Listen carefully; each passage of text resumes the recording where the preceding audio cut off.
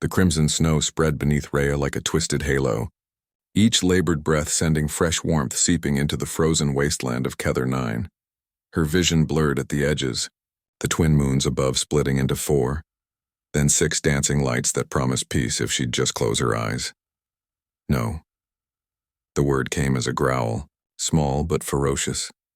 Rhea's flickering consciousness registered the weight on her chest, barely 15 pounds of matted fur and desperation. Necky's amber eyes, too large for her juvenile face, blazed with something that transcended her mere 8 months of life. "You're not perishing until I find the one who did it," Necky declared, her translator chip rendering the Velthian cub's snarls into crystalline human speech. Tiny paws pressed against Rhea's abdomen, applying pressure to the gaping plasma wound that had nearly bisected the human woman. Rhea tried to speak, tried to tell the cub to run, to hide, to save herself. The Kravix hunters wouldn't stop with one kill. They never did. But her lips wouldn't obey, blood bubbling where words should have formed. Necky's ears flattened against her skull as she scanned the ice ridges surrounding them. The ambush had been perfect, a narrow canyon, thermal signatures masked by the planet's magnetic anomalies, and Rhea, foolish human that she was, had walked right into it. She'd managed to take down 2 of the hunters with her pulse rifle before the third had caught her from behind. "I can smell them," Necky whispered, her sensitive nose twitching. 300 meters. Southeast ridge. They think you're dead. They think I'm just frightened prey. The cub's claws extended, each one no longer than a human thumbnail but sharp enough to shred flesh.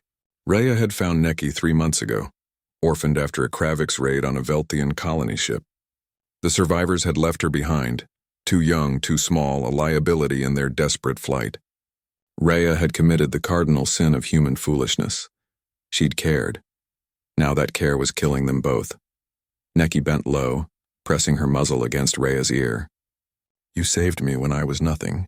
You fed me. You taught me about Earth, about your people who refuse to quit even when the universe says they should. You told me humans have a word, stubborn. Today I learned what it means." The cub's body trembled, not from fear but from rage channeled through every fiber of her being. She'd grown up on stories of humanity, the species that had clawed its way from a single world to the stars through sheer bloody-minded determination. The species that looked at extinction and said, "Not today." The species that turned every disadvantage into a weapon. Rhea had taught her well. A howl split the air. Kravix victory cry. They were coming to collect their trophy, to take Rhea's head as proof of kill for their clan's honor board. Necky's lips peeled back from needle-sharp teeth. "Stay alive," she commanded, then launched herself into the snow. What happened next would become legend among the Velthian people. A story told in hushed whispers around warming fires. How a cub barely out of infancy became a shadow given teeth. How she used her small size to navigate ice tunnels the massive Kravix couldn't follow. How she remembered every human tactical lesson Rhea had shared during long nights aboard their cargo hauler. The first hunter died confused. His throat opened before he could process that the frightened prey had circled behind him. The second lasted longer, his combat experience warning him too late that juveniles shouldn't move like ghosts or strike like assassins. The third, the leader who'd shot Rhea, finally understood his error when Necky emerged from beneath the snowdrift he'd used for cover. "You hurt my human," Necky said simply, then showed him why evolution had given Velthians retractable claws and a prey drive that activated only in defense of pack. 20 minutes later, Necky returned to find Rhea's eyes still open. Barely. The human had used every trick in her arsenal to stay conscious, biting her tongue, digging frozen fingers into her wound, reciting the names of Earth cities she'd never visit again. Anything to stay on the right side of darkness. The cub dragged a medical kit 3 times her size through the snow, having stripped it from the Kravix leader's body. Her paws left bloody prints as she worked, applying coagulant foam with surprising precision for someone with no opposable thumbs. "I found them," Necky announced, her voice steady despite the violence still fresh on her fur.